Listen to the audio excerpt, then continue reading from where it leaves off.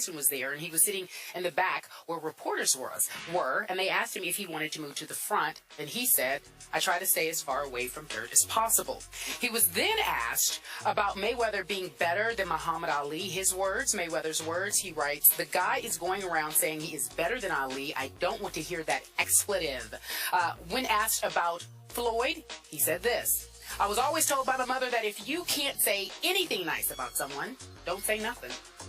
All right, Stephen A. Mike Tyson clearly is not a fan of one Floyd Mayweather, but let's talk about these comments specifically. Inbounds or out of bounds? Well, they're not out of bounds because it's Mike Tyson. They're not out of bounds because he's the former heavyweight champion of the world and he's earned the right to feel any way he wants about a fellow pugilist. It's not my place to say that about him. And not only that, in defense of Mike Tyson in this regard, there are plenty of people who have befriended Floyd over the years that found themselves having a problem with Floyd later on. 50 Cent was one of them. He'll be on the show tomorrow, even though I don't know what the situation is. I think they've made up, but at one time it wasn't that way. So from what I'm told, Mike Tyson and Floyd Mayweather have had their outs. When I don't know, all I can tell you is this. Mike Tyson, did it seem disrespectful? Sure. Calling Floyd dirt?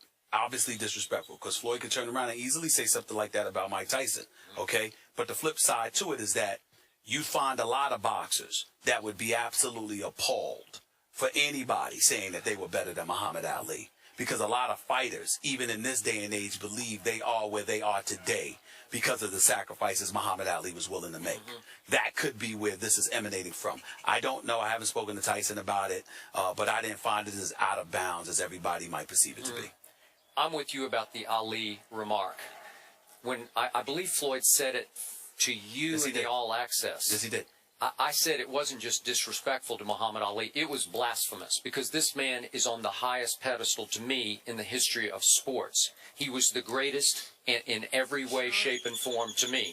And so when you go to that level of disrespect, it goes into blasphemy, and I get where Tyson would be offended by that. The rest of it, I don't know what their personal beef is, because obviously when Mike Tyson was heavyweight champ, he wasn't exactly a role model himself. So I don't know where the dirt came from. The other part to it, though, is this. Floyd specifically said on the All Access, he didn't mean any disrespect. He just he refuses to be brainwashed into believing Sugar Ray Robinson or anybody is better than him. So that's how he feels. He doesn't believe he's being disrespectful, because he's not saying Ali wasn't great. He's just saying, I'm the greatest. Ladies and gentlemen, we'll be here tomorrow. Again, our guest will be 50 Cent, as well as Jamie Foxx. Please join us. First Take is on the road in Vegas. We want to thank you guys so much. Thank you, thank you, thank you. I think we have some veterans in the audience. Thank you guys so much for coming. We'll see you tomorrow, 10 a.m. Eastern, 7 Pacific, right here on ESPN2. Have a great day, everyone. You're watching ESPN First Take, presented by Bass Pro Shops. Ladies and gentlemen, welcome back to First Take. It is time for Carrie's Court. It's the opportunity where people can ask Skip and Stephen A. the questions they've been dying to ask them. If you're sitting at home, you're on your couch, you're debating with Skip or Stephen A., this is your opportunity to be a part of it if you come to our live show. Our first guest here is Keith Lewis from Chicago. No surprise. You have a question for Stephen A. I do. As a Bulls fan, I have to ask, with the new Kevin Love injury, do you still see them coming out of the East? Like, is that really realistic? See who? Cleveland? Cleveland. Yes, it is realistic, particularly against your Bulls, who seem to be inconsistent and are having trouble with the Milwaukee Bucks. Even with the J.R. Smith suspension? You only get one question. All right? But I'll give you two. JR's only gone for 2 games, not the entire series. So he'll be back before this series is up. Bulls can make it tough. There's no question about that. But they need to show me some consistency. I don't like what I've seen from the Bulls, and to be quite honest with you, I expected them to be better. You know, to me, Kevin Love is being a little overrated of late, because all of a sudden it's like death and destruction because there's no Kevin Love.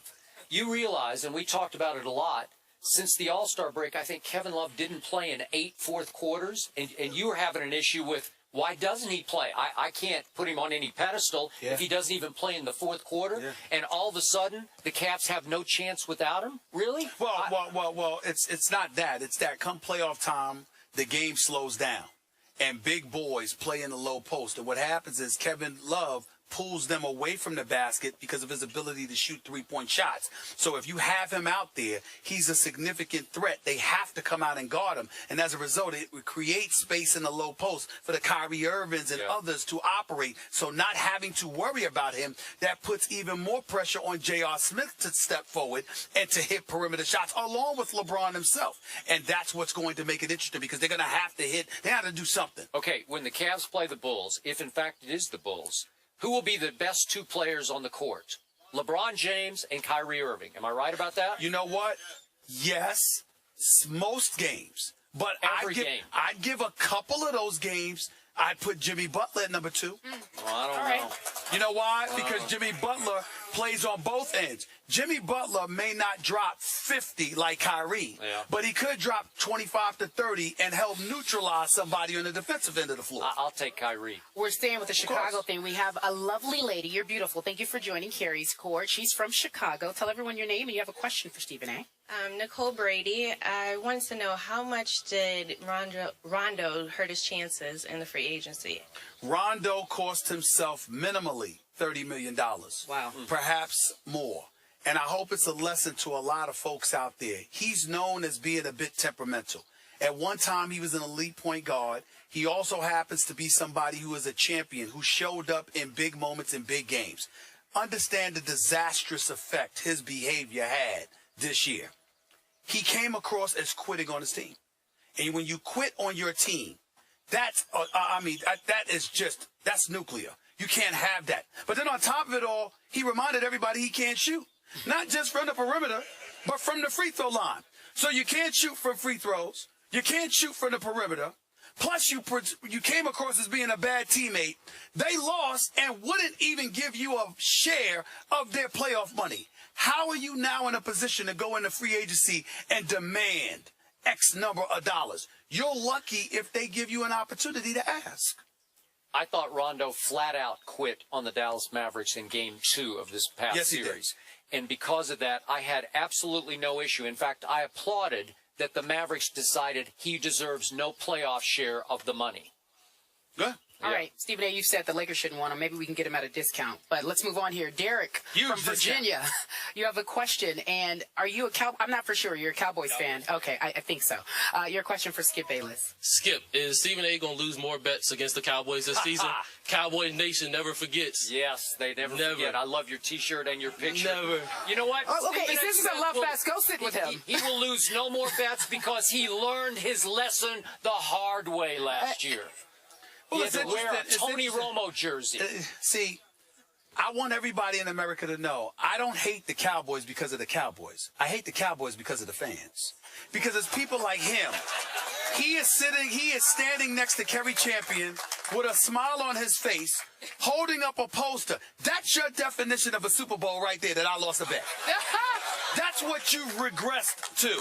You haven't won a championship in 17 years. You won 2 playoff games in that pit. 2 playoff games in 17 years. But y'all walk around this country like y'all accomplished something. Yeah, should have won. Y'all are pathetic. Should have won. The Cowboys are fans. Should have won. It was a catch. Because that was a catch. That's you right. know it and I know it. They still would have lost. Aaron Rodgers would have still had the ball with enough time. Only needing a field goal. Ladies and gentlemen, that was Carrie's Court. You can put your picture away. Thank you for joining us. We want to ask our fans at home to do us a favor. Again, if you're here in Las Vegas or if you're watching at home, please go to the Twitter, use the hashtag FT in Vegas. This is your opportunity to be on the show. We'll play some of those, or show some of those photos throughout the week. Coming up next, the disrespect continues. Mike Tyson essentially says that Floyd Mayweather is quote-unquote dirt. Why is that? The discussion after the break. First take on the road, ladies and gentlemen. We're having a good time. Then Pacquiao in the first round by concubine count. I'm not sure those punches won the round. Yeah, there you go. Bradley has been open for straight lefts. That's his Achilles heel. And that's maybe Pacquiao's best punch. All right. Oh, good left. Oh!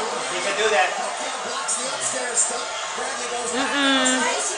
Hammers to the rib cage. And you're seeing the metal that does Bradley to this point. When he gets hit and hurt, he comes back. Pacquiao likes that though. He pumps him up. Get him out of there. Yeah, this off. Left over Pacquiao's right arm, and Robert Byrd didn't break that. I was really surprised that Byrd didn't catch that. He held on to his head a long time. Indeed. Bradley was holding and hitting. There's another good left hand by Pacquiao. This time he slipped it to get it around Bradley's guard. Bradley did a little better job at that time of getting his glove in the way, but he better do a better job than that as this fight goes on. Because the difference so far has been... Another left. Bradley's too slow. So fast, man. The difference in punching power, obvious from the back statistics coming in. He got slapped.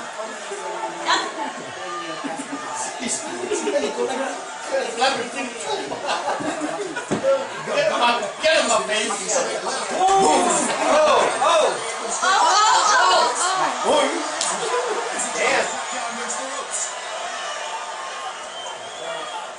Came back though.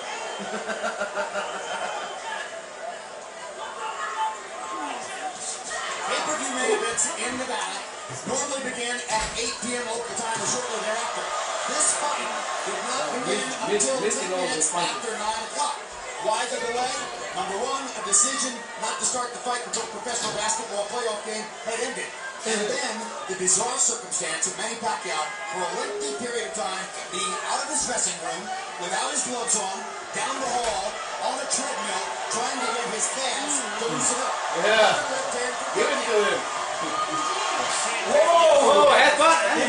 You see what Andre Ward, the middleweight champion, told me earlier today, which is that out of over 100 amateur fights and all his pro fights, Tim Bradley was as tough an opponent in the amateurs as he'd ever faced. As tough an opponent. And that was at 147 when they fought.